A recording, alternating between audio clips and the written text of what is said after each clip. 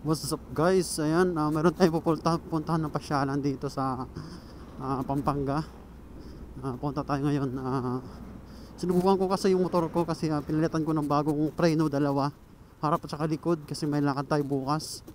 Naninigurado tayo na safe yung lakad natin.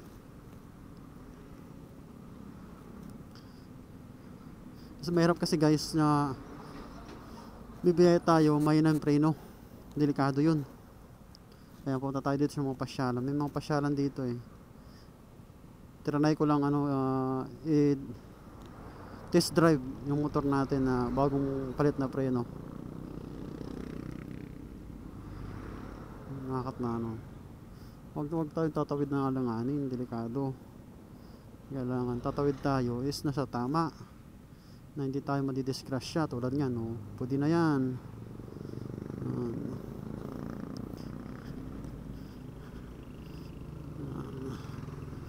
Punta tayo dito sa mga pasyalan.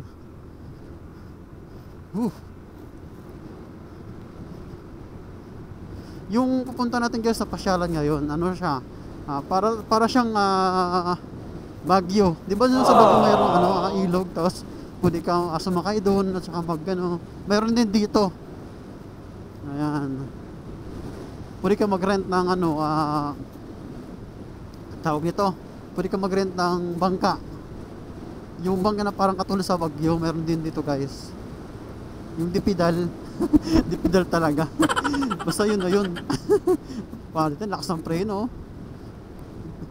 Lakas ng preno ng motor natin guys. Paano pa naman, dalawang harap at saka likod yung pinalitan natin para mas maganda. Safe na safe tayo sa lahat sa biyahe natin araw-araw. Sa trabaho, ayan. Bukas kasi guys, may lakad kasi ako. Di ko pa kasi bukas eh. Bali, yung day off ko is 2 araw. Kaya yun, pagkakataon natin na para mamasyal sa mga pasyalan. Bukas, abangan nyo yung aking gagawing vlog kasi nga gagawa tayo ng content na mamasyal tayo na magandang pasyalan. Ito siguro nung pupunta natin guys is marami na pumupunta din dito. Pasyalan talaga siya. Kung gusto nyo mag-relax, yun, punta na kayo dito. Bamboo. Diba? Ang ganda guys. Ang ganda dito. Malamig dito guys. Kung gusto mo masyal, picnic, ayan, pwede rin dito. Ayan, sa mga nakapunta na dito, sigurado alam nyo na to kung saan banda.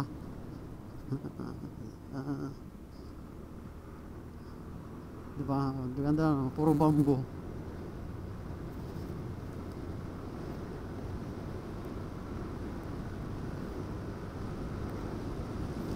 May entrance dito guys, yung kung gusto nyo masyal dito, may entrance siya. Ayaw ko lang kung magkano yung entrance ngayon. Kasi matagal na rin kasi ako kasi nakakapunta dito eh. Siguro sa mga nakapunta na dito, familiar kayo sa lugar na to, kung saan banda to. Diba? Comment lang sa mga nakakapunta na dito.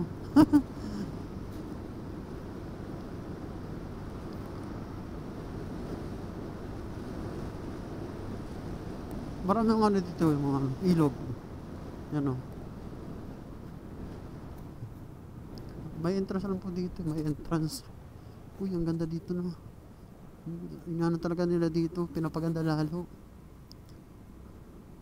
May entrance kaya dito? Di ko lang alam kung mayroon. Walang bantay. Dito guys, ito yung sinasabi ko, mga pasyalan nandito tayo sa Bamboo Hub. Wow, ang ganda pala mas pinaganda pa lalo guys ang lupit.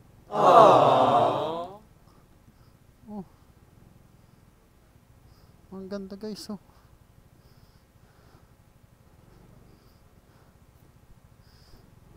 dati wala tong ganito dati. Ayan, ang ganda dito guys in-upgrade na nila. So, ang ganda talaga dito. Kung gusto nyo mag-relax, punta lang kayo dito. Marami mga tambayan. Yung cottage na to is mayroong bayad yan. Ayan. Makapag-relax talaga kayo dito. Malamig siya. Tsaka mayroong tindahan din dito. Di ka magugutom. Guys. Mahangin dito, malamig. Ayan.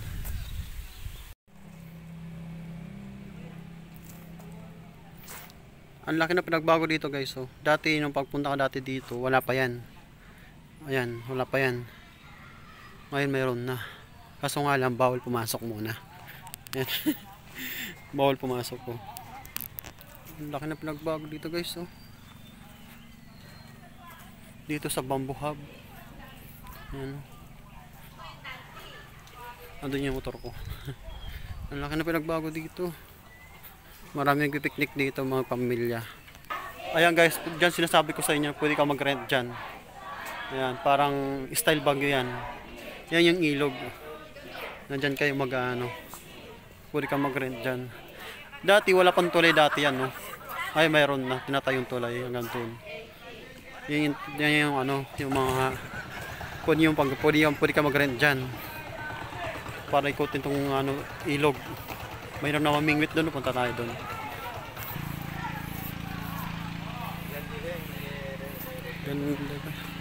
Yung iba dito guys, hindi pa nagbago. Pero yung iba, basta medyo malaki na pinagbago dito. Marami na tayo mga tambayan. Kung gusto yung mag-relax, pwede dito. Magpapamilya.